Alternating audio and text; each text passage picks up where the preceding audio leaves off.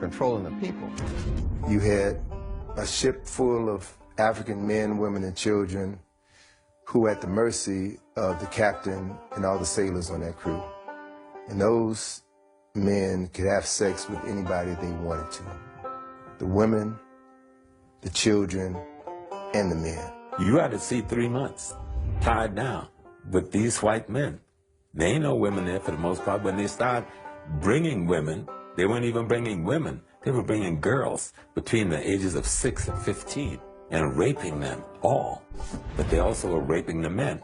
Same things are happening on the plantation to demasculinize the black man.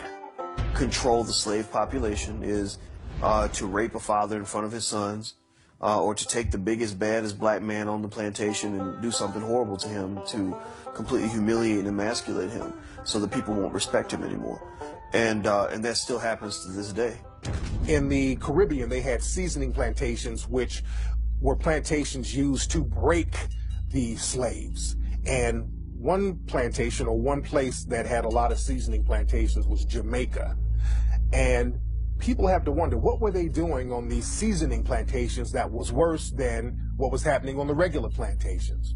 Well, one thing that they were doing on these plantations, especially in Jamaica, they were doing a process called buck breaking, where the white supremacist slave owner or the white supremacist overseer would literally rape black men in front of the whole black population in order to break his spirit, in order to break him down as a man, in order to show dominance against him, in order to show the rest of the black population that this is not your leader. I just made your leader submit to me sexually.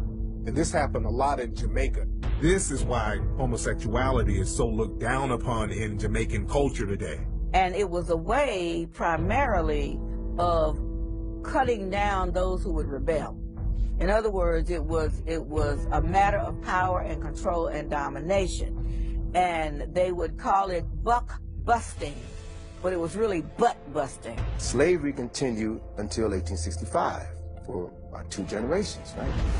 So how do you reconcile that? You can no longer bring in Africans, but you still have the business of slavery, so they still needed Africans to do the work down south, especially after the cotton gin was invented.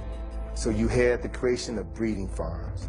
2 of the largest slave breeding farms in the United States were on the eastern shore of Maryland and right outside of Richmond, Virginia. They literally bred black people like cattle.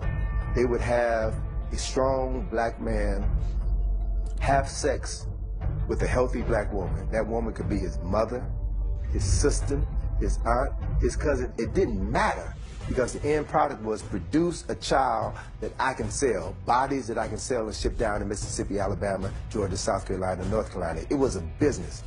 We had breeding farms in the United States that would put one person from one plantation against another. We even had a system where if you were a breeder, male on one plantation, a female on another plantation, or even on the same plantation, even if you were mother and son, they would mate you. And so I tell a lot of my patients and a lot of my friends, you got to stop using the MF word, because that was a description of what actually happened when the paper bag would go over the head to put one breeder against another when they were related.